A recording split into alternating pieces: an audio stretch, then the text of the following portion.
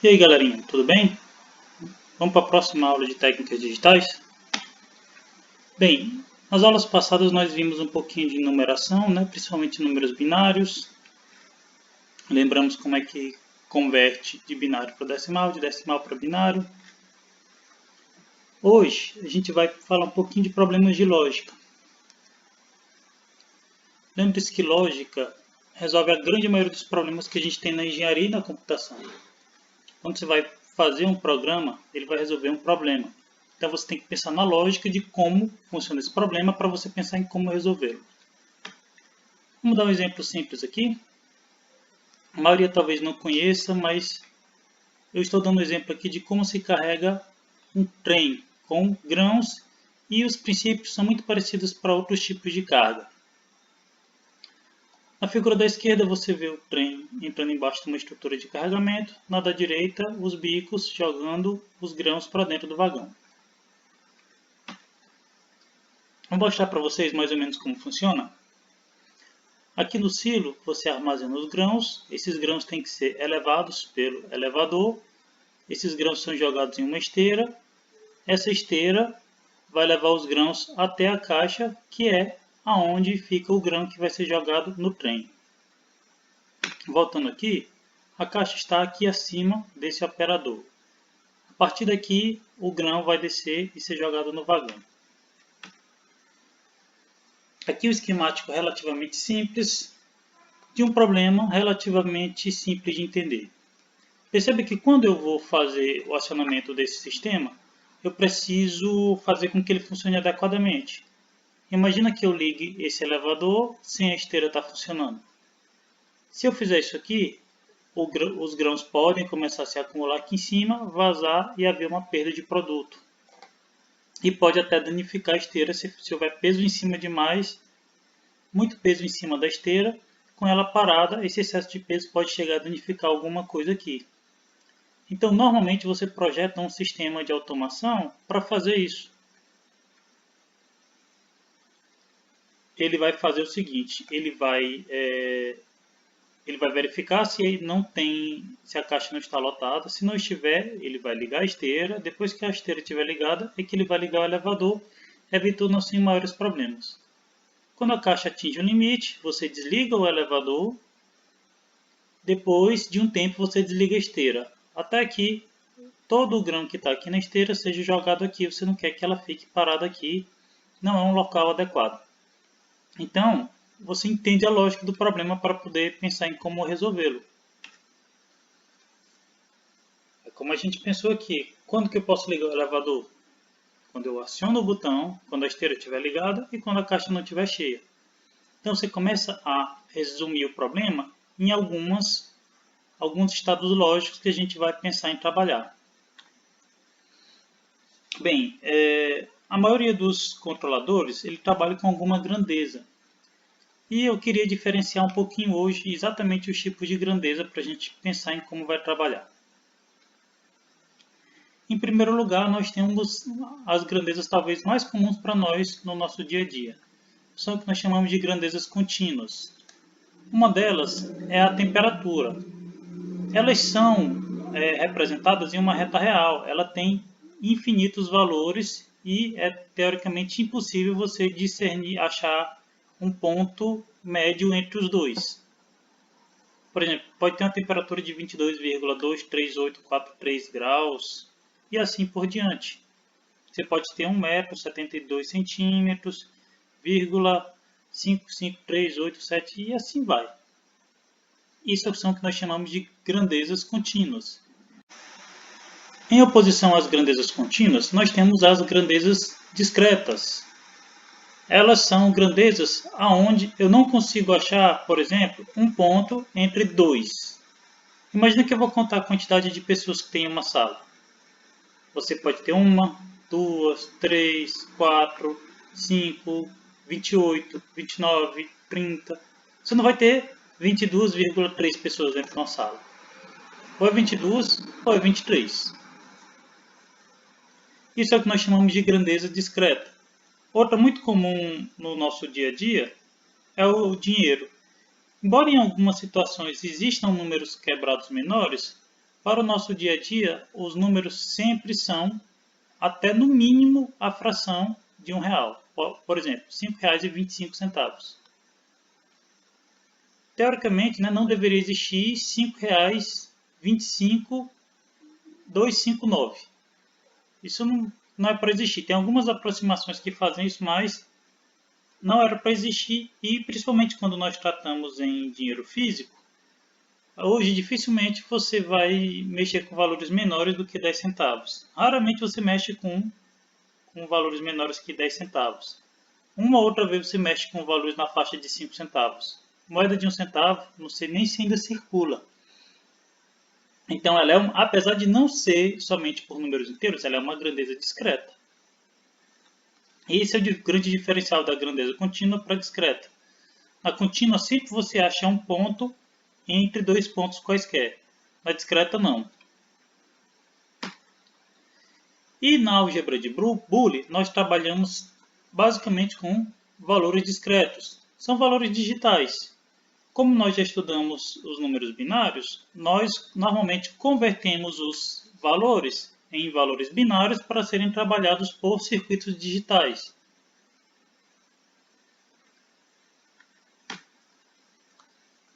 Assim, nós temos o que nós chamamos de portas lógicas.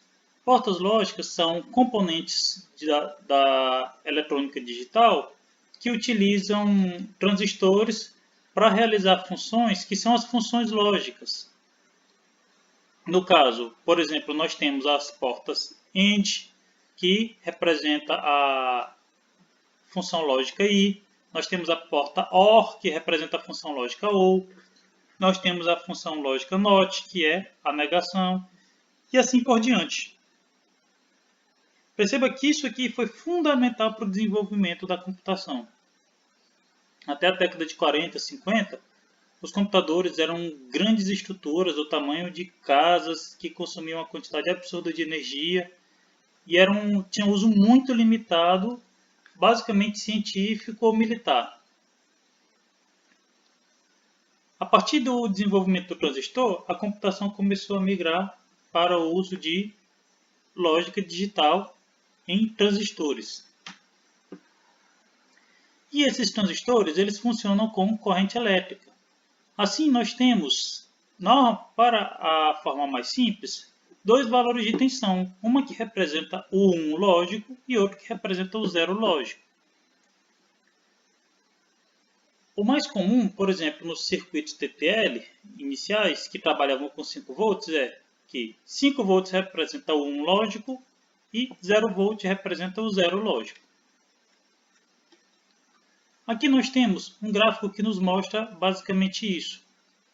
Você tinha uma faixa de 2 a 5 volts que representava o valor lógico 1 e de 0 a 0,8 o valor lógico 0. Mas por que isso? Imagina lá no nosso problema do carregamento do trem. Você tem o sensor que está lá na caixa de carregamento, às vezes a 200 metros do controlador. Em sistemas mais arcaicos, isso era feito eletricamente e você tinha uma perda de tensão do sensor até o controlador, além de interferências externas. Então você precisava garantir que o valor chegasse ao controlador mesmo no meio de interferências e perdas. Então você estabeleceu faixas. Você estabeleceu faixa sem uso no meio para garantir que uma interferência suficientemente forte não fizesse o controlador ler um valor que deveria ser 1 como 0 e nem vice-versa. Essa faixa aqui é o que nós chamamos de faixa de segurança. Nos sistemas modernos, quanto mais você consegue controlar as interferências, mais você consegue reduzir essa faixa aqui e você consegue transmitir mais dados por vez. Só a título de exemplo, essa é uma das mudanças, por exemplo, da transmissão de celular 3G para 4G e mais uma vez para 5G, você consegue transmitir mais bits em cada transmissão se você conseguir um sistema com baixa interferência e baixas perdas. Isso vale também para sistemas em fibra ótica, isso vale para, por exemplo, as memórias. A memória DDR4 ela transmite o dobro de bits em cada transmissão que a DDR3 e é assim que as coisas vão evoluindo, tudo desde esse princípio aqui. Mas não vamos entrar nesse nível de profundidade. Bem, assim como nós estudamos a parte de lógica matemática, nós vamos ver aqui as portas lógicas básicas, que são a porta AND, a porta OR e a porta NOT, respectivamente, e, ou, e, não, ou negação. Praticamente todos os sistemas de um computador, eles têm alguma lógica que utiliza isso aqui para ser construído. Desde o processador até o chip que converte a minha voz no arquivo digital que vai ser utilizado para esse vídeo, por exemplo. A partir dessas portas aqui, da combinação entre elas, nós temos algumas portas derivadas, que são as portas NAND, que é a porta AND negada, a porta NOR, que é a porta OR negada, além da porta XOR, que é a OR exclusiva, e ela negada, que é a XNOR. A porta AND, ela tem 2 ou mais sinais de entrada.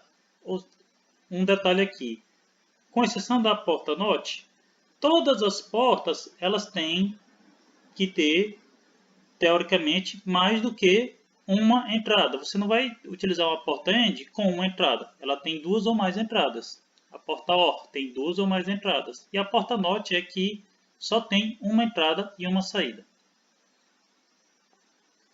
No caso da porta AND, ela é a porta I. É o representante da função lógica I. A saída só vai ser verdadeira se as duas entradas forem verdadeiras. Ou seja, quando as duas entradas são 1, a saída é 1. Se eu tiver uma porta AND com 3 entradas, eu preciso que as 3 sejam 1 para que a saída seja 1. Esse aqui é a simbologia da porta AND se você estiver escrevendo matematicamente. E essa aqui é a representação gráfica.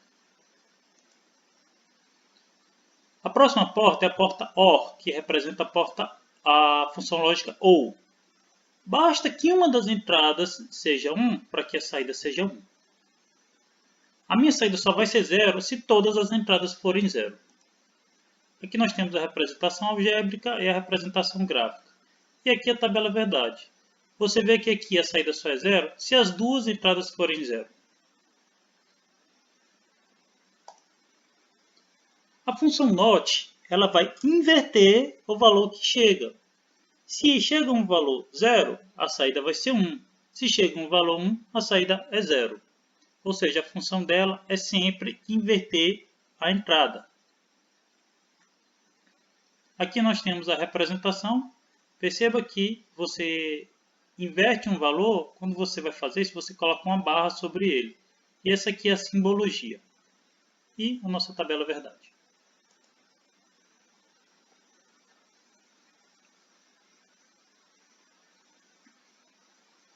Aqui nós temos, por fim, a entrada XOR, ou XOR, ou exclusiva, traduzindo para o português. É um circuito lógico que ela só funciona com uma quantidade ímpar de entradas 1. Ou seja, numa porta com 2 entradas, a saída só vai ser 1 se uma e apenas uma das entradas for 1. Se as duas entradas forem 1, a saída é 0. É a chamada ou exclusiva. Seria a ou um ou outro. Aqui nós temos a representação gráfica e representação algébrica da porta ou exclusiva. E aqui nós finalizamos essa parte com a representação gráfica das portas lógicas negadas. Quando você nega uma porta OR, você tem uma porta NOR. Se você nega uma porta AND, você tem a porta NAND. Se você nega uma porta XOR, você tem uma XNOR. Para simplificar, é a mesma porta, só que com este círculo no final. Na parte 2, nós continuaremos este assunto. Obrigado.